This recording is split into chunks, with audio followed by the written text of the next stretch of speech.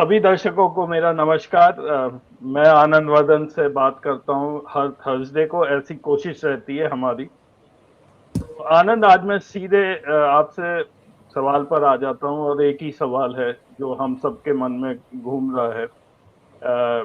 ये है हमारे जो स्टूडेंट्स प्रोटेस्ट पर बैठे हैं जंतर मंतर को लेकर। तो सबसे पहले मैंने थोड़ा एनालाइज किया है। इसमें बहुत चर्चा हो चुकी है, आपने भी काफी कार्यक्रम किए हैं और चारों तरफ आजकल सोशल मीडिया पर यही बात चल रही है। तो मेरे हिसाब से ये तीन चार चीजें ऐसी हुई हैं जो बहुत अनप्रेसिडेंटेड हुई हैं। तो अगर पहला स्लाइड लगा दो साक्षी।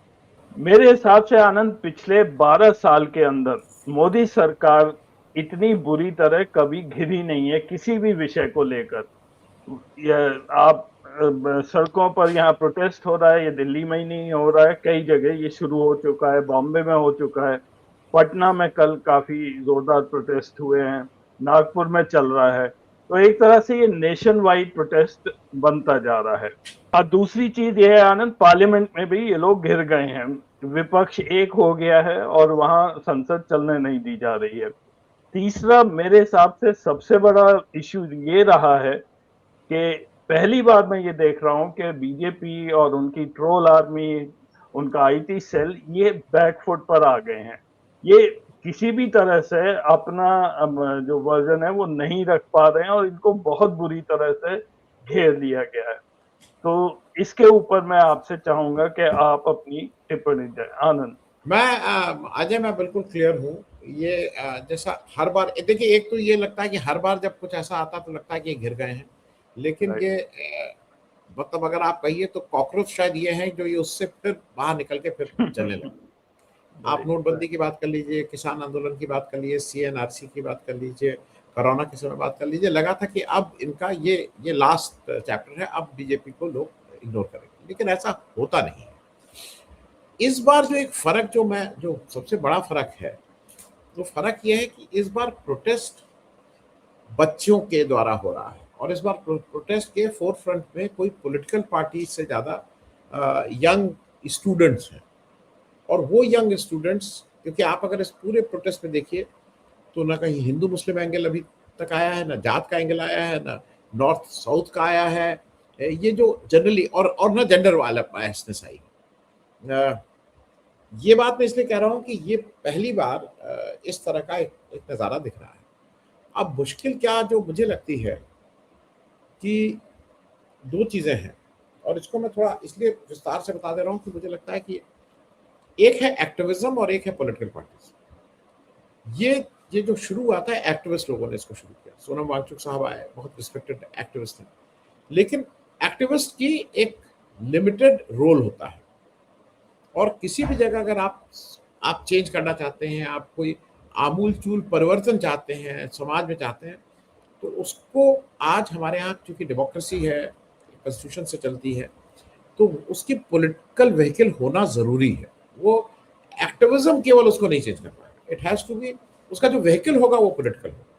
तो यहाँ से अच्छी चीज ये हो रही है कि आगे लीड बच्चे कर रहे हैं या सिविल सोसाइटीज या एक्टिविस्ट लोग कर रहे हैं, लेकिन पीछे इसमें एक अच्छी बात ये हो गई कि पॉलिटिकल पार्टीज आ गई। वो मतलब एक दूसरे से दे हैव ऑलरेडी कपल्ड और वो अब चल रहा है साथ साथ। मैं इसका क्यों बता दूं क्यों अच्छा है। नेपाल, बांग्लादेश और श्रीलंका, तीन जगह का हमारे सामने उदाहरण है जहां पे पॉलिटिकल पार्टीज नहीं आई। एक अपने आप वो एक आंदोलन हो गया था, एक्टिविस्ट लोग थे, बच्चे परेशान थे, और एक उसका जब एक्सप्लोड हुआ तो there was no political party to control it. मैं दिल्ली में खुद 20 तारीख को था, 19 को भी था, 20 को भी था। वहां की जो मुझे एक, आप जंतर मंतर अगर गए हो और पुराना जनता दल का ऑफिस, जनता पार्टी का ऑफिस के सामने जहाँ छोला और वो सब मिलता है, डोसा वोसा मिलता है, उसके बगल में जहाँ स्टेज लगता है, उसी जगह स्टेज लगा है। वो एरिया कॉर्डन ऑफ है। उसके अंदर जो भी हो रहा है वो कंट्रोल्ड है, क्योंकि वो माइक से अनाउंस कर रहे हैं, अब ये करेंगे, अब ये करेंगे, अब यहाँ जाएंगे, वहाँ। 20 तारीख को मैंने देखा, और अब तो जो कल ज्ञानेश भी गए थे, वहाँ ज्ञानेश भी आए, अब वो तादाद और बढ़ती जा रही है। तो जब मैं वहाँ था तो वहाँ पे भी अब वो ओवरफ्लो जो है वो कनॉट प्लेस तक छिटका हुआ है, रेल भवन तक छिटका हुआ है। तो उन बच्चों को नहीं पता है कि हमें करना क्या है। सोनम वांगचुक को अगर उठा लेगा तो what is the next course of action, अब आगे क्या करेंगे, ये क्लैरिटी नहीं है। वही इस आंदोलन की स्ट्रेंथ भी और वीकनेस भी है।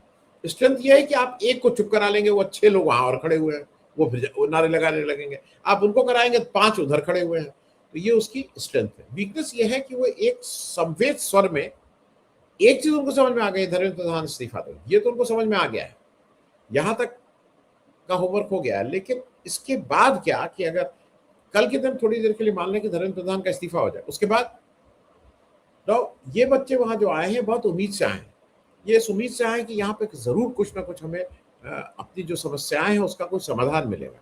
तो वो और ये भी नहीं कि उनको तुरंत मिल जाए, लेकिन जो जो बात कहीं ना कहीं पॉलिटिकल डिस्कोर्स में राहुल गांधी ने शुरू की है कि शिक्षा व्यवस्था की बात है, we have to talk on the entire system, it is not only, तो वो शायद कहीं ना कहीं बात साथ साथ चल रही है। अब मैं तीनों बातें कर लूं जो आप कह रहे हैं कि स्ट्रीट, सड़कों पे, पार्लियामेंट और सोशल मीडिया। सोशल मीडिया पे पीछे नहीं, सोशल मीडिया पे मैं जो स्टैटिस्टिक्स हैं उसके अनुसार ये सोशल मीडिया पे पीछे बहुत पिछड़ गए हैं कांग्रेस से। कांग्रेस बहुत आगे हो गई है बीजेपी से as far as Rahul Gandhi is concern. वो मोदी ये तो अपना बॉट आउट रख के उसको फिक्टिशियस फिगर अगर दिखा के कुछ कर लेते हैं, लेकिन फिर भी ये लोग पीछे हैं, वो अट्रैक्शन है नहीं, ये तो पक्का है। जो सबसे बड़ी बात है मेरे हिसाब से, पहला आंदोलन जो पूरी तौर पे सोशल मीडिया ने खड़ा किया है, इस आंदोलन का 100% contribution social media, digital media को जाता है, क्योंकि गोदी मीडिया के न चाहते हुए, प्रिंट मीडिया के न चाहते हुए, सरकार के न चाहते हुए अगर आंदोलन यहाँ तक खड़ा हुआ है तो उसका एक ही वो है सोशल मीडिया। तो एक तो सोशल मीडिया अब इसको लीड कर रहा है। दूसरा आपने कहा कि जो पार्लियामेंट वाली बात है, घिरे नहीं है, पार्लियामेंट में दोनों चीजें हैं। पार्लियामेंट में बहुत सी चीजें साफ साफ कॉम्प्रोमाइज दिखाई दे रहा है, और हिंदुस्तान का एक भी इंस्टीट्यूशन ऐसा नहीं बचा, एक भी इंस्टीट्यूशन में कह रहा हूं, पार्लियामेंट इंक्लूडिंग पार्लियामेंट, जहां पे आप ये कह सके कि भाई यहां सब कुछ ठीक चलता है, एक भी नहीं बचा।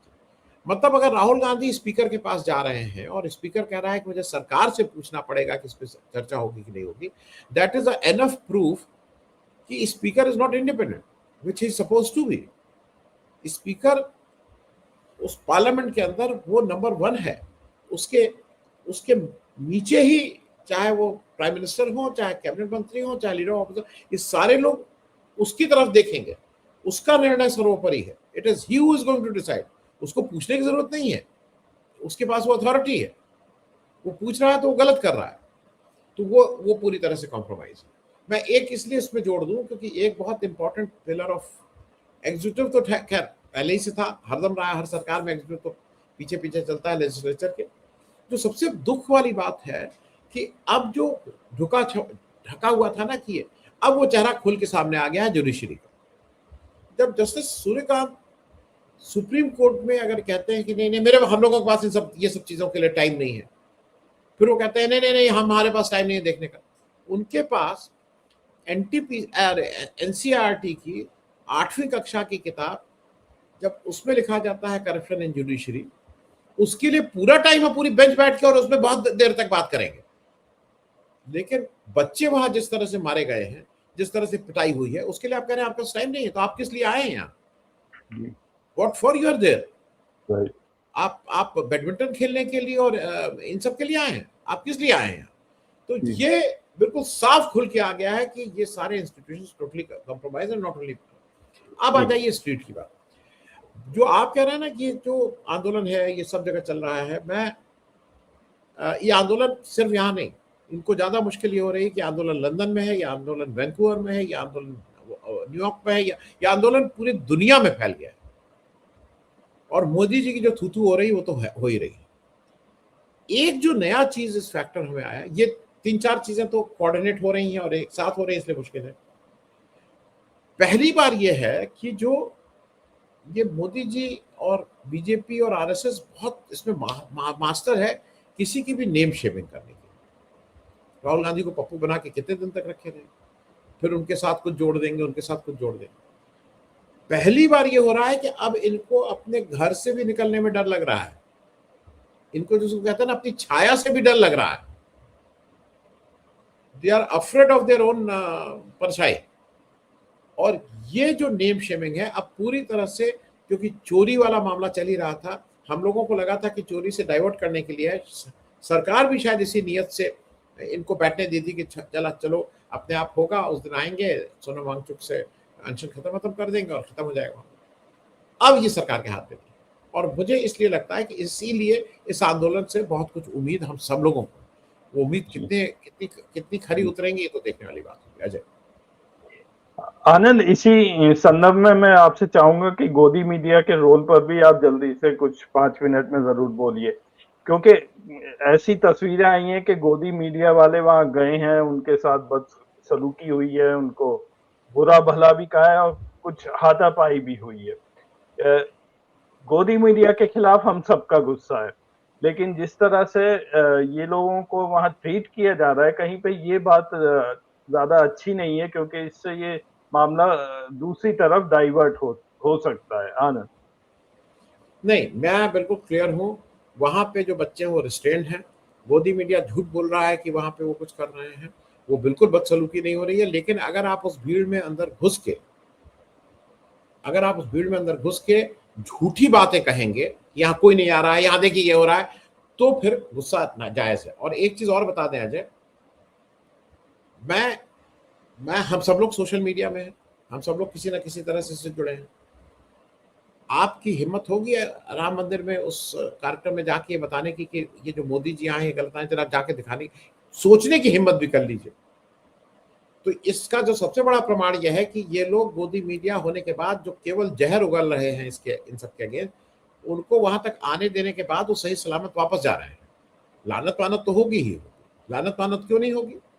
आपने कौन सा चीज छोड़ी है? आपने किसके घर परिवार, माता पिता, बेटा बेटी, रिश्ते नाते, सबको आपने क्रिटिसाइज किया है। तो मैं अभी भी मान रहा हूं कि they are not being paid on in their own currency. उनको बहुत रिस्ट्रेंड हैं ये लोग, बिल्कुल कुछ नहीं है। आप वहां अंदर घुस रहे हैं, उनसे कहा जा रहा है कि आप वापस जाइए, वी डोंट वांट यू। तो क्यों जा रहे हो भाई वहां? और एक चीज और जान लीजिए, अगर हिम्मत है, ये जो फ्रंट लाइन के गोदी मीडिया है, ये सब इतने चुट्टे और बेईमान हैं, ये सब तनख्वाह ले रहे हैं मालूम नहीं कितनी, सब दुबक के स्टूडियो में बैठ गए हैं, जूनियर्स को भेज रहे हैं कि उनको भेजो। आपको कोई बड़ा चेहरा दिख रहा वहां? ये बड़े चेहरे नहीं आ रहे हैं। बड़े चेहरे को लगता है कि आ जाएंगे तो मालूम नहीं क्या होगा। क्यों नहीं आ रहा है भाई? आए बड़ा चेहरा, बताएं, रिपोर्ट करें। पूछता है भारत, पूछे वहां से आके, पूछता है भारत, आए। तो ये मैं बिल्कुल क्लियर हूं। गोदी मीडिया, देखिए ऐसा है कि टीवी मीडिया सच का भी अब हो जा रहा है। अब टीवी मीडिया अपने को रेलेवेंट रखने के लिए वो भी डिजिटल में कूद गया है। अब उनके पास इक्विपमेंट्स बड़े हैं, उनके पास पैसा ज्यादा है, तो वो हो सकता है हमसे और आपसे उनकी रीच ज्यादा हो, लेकिन कंटेंट वो कहाँ से लाएंगे? कंटेंट तो ईमानदारी का होना चाहिए। करेक्ट। अच्छा, मैं अब दूसरी चीज पर आता हूं, जो शायद पहली बार कुछ सालों में ये पहली बार हुआ है कि सारा विपक्ष इनको एक कॉमन कॉज मिल गया है। क्योंकि इससे पहले ये बात उड़ रही थी कि अखिलेश यादव और राहुल गांधी की नहीं बन रही है और यूपी इलेक्शन में ये लोग अलग हो जाएंगे, या ममता बनर्जी कांग्रेस से खुश नहीं है, एक्सेट्रा। लेकिन इस कॉज पर ये सब इकट्ठे हो गए, और जैसा कि सीन आपने देखा जब राहुल गांधी वहां प्राइम मिनिस्टर के यहाँ गए थे, तो उसके पीछे पीछे ही अखिलेश यादव भी वहां पहुंच गए, डिम्पल पहुंच गए, उद्धव ठाकरे भी दिल्ली आ गए। तो क्या ये जो विपक्ष की एकता हुई है, इससे आगे भी हमें कुछ ऐसा देखने को मिलेगा, और किस हद तक ये और स्टूडेंट प्रोटेस्ट ये आपस में एक दूसरे को कैसे कॉम्प्लीमेंट कर रहे हैं? आनंद। मेरी जो एक समझ है, विपक्ष की एकता नहीं हुई है, विपक्ष की अब मजबूरी राहुल गांधी होगी, और people are rallying around behind Rahul Gandhi, they have no choice. Mamata Banerjee क्या जब अपने चरम उस पे थी, और जब she was the most popular, the most powerful lady, तब क्या राहुल गांधी की बात सुन रही थी? आई थी, एक सीट दी थी। जब पार्टी टूट गई है, कहीं का कुछ बचा नहीं है, तब राहुल गांधी के साथ आई। उद्धव ठाकरे ठीक थे, मतलब उद्धव ठाकरे ठीक। अखिलेश यादव भागे गए ना, क्योंकि नहीं जाएंगे तो आप पीछे छोड़ दिए जाएंगे अच्छी तरह। अब एक विपक्ष को मैं इसलिए कह रहा हूँ, विपक्ष की एक वॉइस है आम आदमी party, let us talk on that also. आम आदमी पार्टी का एक्सटेंशन है कॉकरोच जनता पार्टी, अब तो ये क्लियर हो गया है, इसमें कोई अब ढकी तुपी बात नहीं रह गई है। ये आम आदमी पार्टी द्वारा, मैं प्रायोजित नहीं बोल रहा हूँ, लेकिन उनका इस पे पेट्रनेस थी, उनका इस पे स्नेह था, उनका इस पे ये था कि भाई अच्छा है, तो cockroach Janata party was an outfit of आम आदमी पार्टी। वो सारे लोग इन्हीं के हैं, जितने, चाहे अभिजीत दिपके हो, चाहे रांका हो, चाहे सौरभ दास हो, चाहे ये सारे लोग आम आदमी पार्टी के ही लोग हैं। और आम आदमी पार्टी इसको ओन भी की, आम आदमी पार्टी आई भी, केजरीवाल कई बार वहां गए, और परसों गुस्सा भी हो गए केजरीवाल। अब केजरीवाल वो गुस्सा का भी समझ लीजिए, क्योंकि वो करके फिर बताऊंगा ऑपोजिशन। हुआ ये कि केजरीवाल साहब अपना सब ताना बाना बना के पहुंचे कि अब वहां पे मैं बढ़िया भाषण दूंगा, आन का मैदा, आन का घी, चावत चावत पंडित जी, हम लोग यहाँ का मतलब दूसरे की भीड़, दूसरे का माइक, दूसरे का सब कुछ, अपना आके नेता मैं बन जाऊं। बहुत अच्छी बात है, सबको भेज दिया गया, सब लोग आके सज गया, केजरीवाल साहब आ रहे हैं। इधर क्या हुआ कि राहुल गांधी, जैसा बताया जा रहा है, खड़गे जी की बर्थडे थी, वहां गए थे। तो कहा जा रहा है कि उन्होंने खड़गे जी से ये कहा कि कुछ लंबा प्रोटेस्ट करना चाहिए इसमें, इस तरह का। हाँ बिल्कुल करना चाहिए। तो उनका कि मैं सोच रहा हूँ कि चलिए मार्च करते हैं। कहना आप नहीं कर पाएंगे, अरे आप अब बुढ़े हो गए, आप यहीं बैठे, बुढ़ा नहीं हो मैं। तो ये हुआ चलिए चला जाए, चलेंगे, हाँ चलेंगे। तो वो अब वेदर राहुल गांधी अपने मन में पहले से तय कर किए थे वो, पर कोई नहीं जानता, उनका स्टाफ नहीं जानता था, उनके कोई नहीं जानता। और ये भी फैक्ट है कि अगर वो पहले से, अब इंदिरा गठबंधन के कुछ लोग कह रहे हैं कि पहले बताना चाहिए था और बिना कोऑर्डिनेशन के चलेगा, ये ठीक नहीं है। अगर जरा सा भी बता देते तो क्या वहां तक पहुंच पाते? तो वो तो ऐसे ही जाना था, वहां जाके बैठ गए। तो वो जो पूरी मीडिया थी, जो वहां केजरीवाल अपना मन सजा के अब थे कि अब केजरीवाल जी आएंगे और मीडिया के सामने खुश हो जाएंगे, वो सब भाग गए वहां। भाई मीडिया को मानी हुई बात है कि ज्यादा ट्रैक्शन यहां मिलेगा, वही बात करते करते वो जो सोशल मीडिया वाले जो मोबाइल से बनाते हैं वो भी भाग गए। तो जब केजरीवाल जी आए तो ये इनको नागवार गुजरा लगा कि ये मतलब ये कैसे कोई कर सकता है। तो आप अगर ध्यान दीजिए तो ये संजय सिंह, आतिशी, इन लोगों को वो कहने की कोई जरूरत नहीं थी। इन लोगों ने वो किया कि राहुल गांधी और बीजेपी ने हाथ मिला लिया और प्राइम, इस तरह के।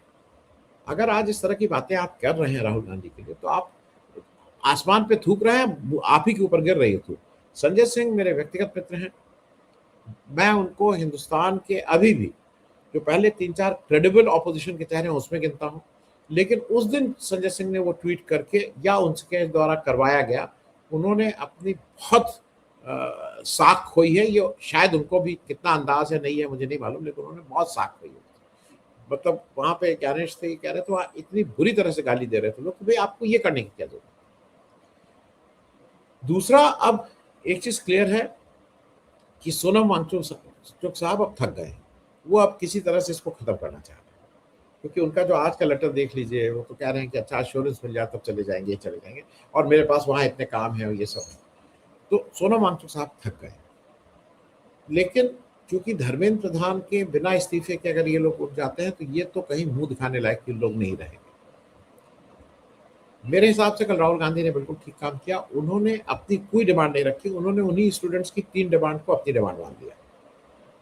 इसे के आधार पर अब वो उस पर टिके हुए हैं। बहुत से लोग ये कह रहे हैं कि उनको जंतर मंतर जाना चाहिए, इस तरह की बात हो रही है। लेकिन वो जंतर मंतर आम आदमी पार्टी उसको एक तरह से कब्जा की हुई है। अब मैं करंट लीडर्स की बात नहीं कर रहा हूँ, बच्चों की नहीं कर रहा, लेकिन हाँ वहां पे थोड़ी दिक्कत है, लेकिन देखते हैं। लेकिन अदरवाइज मेरे ख्याल में इस समय Rahul Gandhi is on the right track. लोगों को उनके बताए हुए रास्ते पे ही चलना होगा, इसके सिवा और कोई रास्ता नहीं है। अगर उन्होंने कोटा और देहरादून में किया है तो उसका नाम कुछ भी बदल के, जितने ये लीडर हैं जिनकी आपने फोटो दिखाई थी, उद्धव ठाकरे हो या ममता बनर्जी हो या अखिलेश यादव, सबके अब तक स्ट्रांग होल्ड हैं। वो महाराष्ट्र में राहुल, अखिलेश यादव यूपी में, ममता में, इस तरह का कोई कार्यक्रम तो लगातार करना शुरू करें जिससे लोगों के बीच उस बात को गर्म रखें। राइट। आनंद, अब मैं आपसे बात करूंगा अमित शाह के रोल की। अमित शाह के ऊपर कल मैंने एक कार्यक्रम भी किया है कि is he competent as the home minister, क्योंकि इनका track record as home minister हम सब जानते हैं और इनका व्यक्तिगत बैकग्राउंड भी हम अच्छी तरह जानते हैं, ये कहाँ से आए हैं और इन्होंने क्या क्या कर रखा है। अब मैं बिल्कुल वो शब्द यूज नहीं करना चाहता। तो एक तरफ तो इनका इनका रिकॉर्ड हमारे पास है, और दूसरा इनका जो कॉम्पिटेंसी है जहां तक एज होम मिनिस्टर है।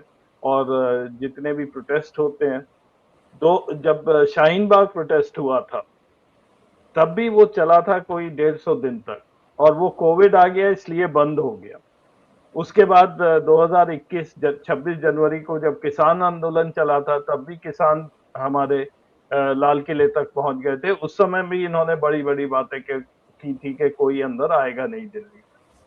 तो इनका प्रोटेस्ट हैंडल करने में ट्रैक रिकॉर्ड बहुत खराब रहा है, चाहे कोई भी पुलिस कमिश्नर ना रहा हो। और यहाँ पे इन्होंने किया क्या है कि बीच प्रोटेस्ट में इन्होंने दिल्ली का कमिश्नर भी चेंज कर दिया। एक इंटेलिजेंस ऑफिसर को ले आए हैं, और जो बाहर गए हैं सतीश गोलचर जी, वो एक कैरियर पुलिस वाले थे जो कि दिल्ली पुलिस के थे, उन्हें दिल्ली पूरी तरह से पता था, वो डीसीपी रहे थे, शुरू से वो दिल्ली में है। तो इन्होंने वो चेंज कर दिया केवल इसलिए कि शायद वो इनकी सुन नहीं रहे थे। तो आपका क्या व्यू है अमित शाह के ऊपर, ये कैसे हैंडल कर रहे हैं, और आगे चल के क्या हम सब लोग अमित शाह का इस्तीफा नहीं मांग सकते? आनंद। अजय, आगे चल के नहीं, मैं तो अभी से कह रहा हूँ, मैं सिलसिलेवार समझाऊंगा। आज से ही अमित शाह का इस्तीफा धर्मेंद्र प्रधान से पहले होना चाहिए, क्योंकि उन्होंने जो अपराध किया है वो धर्मेंद्र प्रधान से ज्यादा बड़ा अपराध है। लेकिन उसके पहले मैं आ जाऊँ, अगर आप व्हाट कॉम्पिटेंस इज, एक तो पहले ये डिफाइन कर लें, क्योंकि मैं और आप जिस स्कूल से आते हैं और जिस विचारधारा के, हमारे यहाँ कॉम्पिटेंस के अलग अलग। हम अपने उस शिक्षक को, जो हमने जिसने शायद 10वीं में हमें मैथ्स पढ़ाई थी, उसको हम शायद अपने सबसे बड़े शिक्षक के रूप में देखते हैं। आप आईआईटी गए थे तो शायद आईआईटी के भी उस प्रोफेसर से अगर दोनों को एक करना हो तो आप शायद उस 10th के उस मास्टर साहब को शायद ज्यादा एलिवेटेड उस पर देंगे बनस्पत इसके। लेकिन ये भी फैक्ट है कि आज की तारीख में अगर कोई कोचिंग है और उस कोचिंग यूनिवर्सिटी में खान सर और ये लोग कोचिंग वाले आ गए, अच्छे कोचिंग वाले आ गए, तो जो बच्चा वहां जा रहा है वो उनको एक बड़ा स्थान देता है। तो ये बहुत सब्जेक्टिव है कि आप किसको कॉम्पिटेंस मान रहे हैं। अमित शाह की कॉम्पिटेंस क्या है? अमित शाह की कॉम्पिटेंस का जो आपका बेसिक होता है ना, कि हम लोग के साथ कि 10th में कितने नंबर आए थे, ये बताओ कितने आए। उसी तरह से अमित शाह का जो बेसिक क्वालिफिकेशन है वो गोधरा के दंगे को कितने सक्सेसफुली आपने कितने लोगों को मारा, पुलिस वालों को मारा, जज को रास्ते से अलग किया, हरेन पांड्या अलग हुए, ये कॉम्पिटेंस बोली जाती है, कॉम्पिटेंस कहते हैं इसको। नरेंद्र मोदी जी का जो महिला वाला प्रकरण था मानसी सोनी का, तो उसमें तो आया ना कि कितनी बार यही उसको देखते थे, साफ साफ आया। सोहराबुद्दीन एनकाउंटर जब हुआ उस दिन, ये कितनी बार, 100 बार 150 बार, मुझे मालूम नहीं, 200-400 बार वो बात किए थे एज होम मिनिस्टर। तो इसको कई लोग कॉम्पिटेंस मानते हैं, और समाज का एक खराब बात ये हो गई है कि वो इन सब चीजों को कॉम्पिटेंस मानते हैं। अरे बढ़िया जगह लग गए यार, ऐसा माल आ रहा है, पैसा। अब अगर घूस को आप कॉम्पिटेंस मान रहे हैं तो फिर समाज का एक बड़ा वर्ग मान रहा है, ज्यादा बड़ा वर्ग मान रहा है इसको। अमित शाह का यहाँ कैसे जिम्मेदारी और कितने इनकॉम्पिटेंट है ये भी समझ। जैसा आपने कहा, सतीश गोलचा एक दिल्ली पुलिस का अफसर थे, उनको अप्रैल में रिटायर हो जाना था। तो जनरली लास्ट ईयर ऑफ आपकी जो लास्ट ईयर ऑफ पोस्टिंग, उसमें डिस्टर्ब नहीं किया जाता है, कोई करने का कारण भी नहीं था। इनको ये लग रहा था कि ये जाके अनुराग कुमार, अरे सतीश गोलचा बच्चों का और उनका सिर क्यों नहीं तोड़ क्यों नहीं दे रहा है भाई, हो सकता है उसमें उस तरह का नहीं रहा हो। इन्होंने अनुराग कुमार को, और ये बार बार मैं रेखांकित कर रहा हूं, अनुराग कुमार को 15 तारीख को मिनिस्ट्री ऑफ होम से फाइल बनी कि इनको पुलिस कमिश्नर बनाया जाए। चूंकि ये दिल्ली पुलिस कमिश्नर का मामला है, एक चीज और समझिए, दिल्ली पुलिस कमिश्नर पूरी तरह से ministry of home, Delhi police पूरी तरह से मिनिस्ट्री ऑफ होम का एक्सटेंशन है। उसका एडमिनिस्ट्रेटिव सब हेड मिनिस्ट्री ऑफ होम है, not chief minister of Delhi. ये क्लियर कर लीजिए, चीफ मिनिस्टर ऑफ दिल्ली के अंडर नहीं है। उन्होंने सीधे सीधे पुलिस कमिश्नर का 15 को प्रपोजल बनाया, 16 तारीख को जो कैबिनेट कमेटी ऑन अपॉइंटमेंट्स होती है वहां पे गए। वो कैबिनेट कमेटी ऑफ अपॉइंटमेंट्स में कौन है? उसका चेयरमैन प्रधानमंत्री है, मेंबर अमित शाह है। तो ये दोनों लोगों ने मिलकर 16 तारीख को उस फाइल को पास किया कागज पे, और 17 तारीख को गोलचा जी जब कहीं एक सार्वजनिक कार्यक्रम में थे, उनसे आके कहा गया कि अब आप चले गए, अब आपको नहीं, आप हैंडिंग ओवर करके आप जाइए। अनुराग कुमार को ले आया गया। अनुराग कुमार ने आते ही अपना ताबड़तोड़ हाथ दिखाने थे। अब अनुराग कुमार को ये ब्रीफ करके भेजा गया था कि क्या क्या करना है। अब मैं आपको बताता हूं कि जो signature things of Amit Shah है, जो 20 तारीख को देख के लगता है कि ये अमित शाह है, कील जो वो है, डंडे हैं उसमें कील, डंडों में जिससे मारा गया उसमें कील लगाना। कुछ लोग कह रहे हैं कि जब चाइना से मोदी जी को गिफ्ट देके गए हैं तो मोदी जी ने अमित शाह के थ्रू उनको पुलिस वालों को दिलवाया, इस तरह की बातें हो रही। बिजली के शॉक वाले डंडे, नेम टैग हटा देना, गुंडों को, वो आरएसएस के गुंडे हैं, भाड़े के गुंडे हैं, बीजेपी के गुंडे हैं, मुझे नहीं मालूम, लेकिन गुंडों को साथ, आप पुलिस वाले भी हो, सादी वर्दी में जब आप एक्शन करने जा रहे हैं, जब आप चार्ज करने जा रहे हैं, जब आप लाठीचार्ज करने जा रहे हैं, तो आप सादी वर्दी में कैसे हो सकते हैं? उन गुंडों को आपने बुलाया। ये अमित शाह का बिल्कुल typical style of Amit Shah, मतलब इसमें कहीं ये दूसरा और कोई आपको मिलेगा ही नहीं। आंख बंद करके इस तरह का हुआ था, ये अमित शाह के आदमी थे। फिर लड़कियों को जिस तरह से मारा गया, इन सारे प्रोटेस्ट का अनप्रोवोक थे, ऐसा कहीं नहीं था। उस तरह की व्यवस्था अमित शाह करा रहे थे कि एक ट्रक ईटा पत्थर आ गया था पहले चलाने के लिए, पुरानी कार उन्होंने मंगवाई है गैराज से, जो कार ऑलरेडी हो गई थी, कि इसको जलाने का काम। हमने खुद देखा वीडियो खूब है जिसमें कार के स्क्रीन पुलिस वाले तोड़ रहे हैं। तो ये बिल्कुल इट इज अ सिग्नेचर, मतलब जैसे आप कहते हैं ये पिक्चर देखे, अरे यार ये तो अमिताभ बच्चन की पिक्चर है, ये तो गोविंदा ही है इसका। आपको कोई स्टोरी बता दे, आपको लगा ये गोविंदा के अलावा कोई कर ही नहीं सकता है। ये सारा सिग्नेचर ऑफ अमित शाह का, मतलब लग रहा था कि अमित शाह ही वहां इंस्ट्रक्शन दे रहे हैं। नंबर 1। नंबर 2, जिस तरह से ये एक दहशत होती है ना कि मार के इतना ठीक कर दो कि सारे किसी के हिम्मत ना हो, किसी के माँ बाप भी ना भेजे, वो भी ना भेजे, ये अमित शाह की स्टाइल थी। मैं इसलिए इसको कह रहा हूं कि वहां पे जो भी हुआ और उसकी अगर जिम्मेदारी है, और अच्छा हाँ, एक और, जस्टिस सूर्यकांत का कहना है मेरे पास इन सब के लिए टाइम नहीं, ये भी अमित शाह का। बोलोगे तो भी बताएंगे तुम्हें भी, सबको ठीक करके, क्या तुम किस खेत की मूली। इसकी टोटल जिम्मेदारी जो लोग कह रहे हैं ना पुलिस का ये करो और उसके ऊपर मुकदमा चलाओ, नहीं, total responsibility lies with Amit Shah. Police is doing what they are told to do.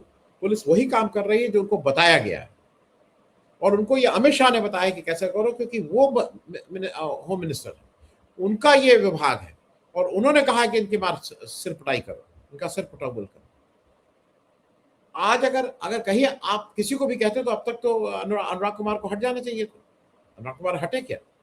मतलब अगर कोई कह रहा नेम टैग इसलिए लगाया क्योंकि इससे गर्मी बहुत थी इसलिए नेम टैग हटा दिया, ये नहीं। अगर कहीं और कोई ईमानदार वो होता होम मिनिस्टर, तो इन सबको लाइन हाजिर करके बाहर कर देता। और ये कोई पाकिस्तान के बॉर्डर पे थोड़ी जा रहे थे अपनी आइडेंटिटी रिवील नहीं करनी है। पुलिस वाला अपनी आइडेंटिटी उसको रिवील करनी ही करनी है, ये नहीं हो सकता है।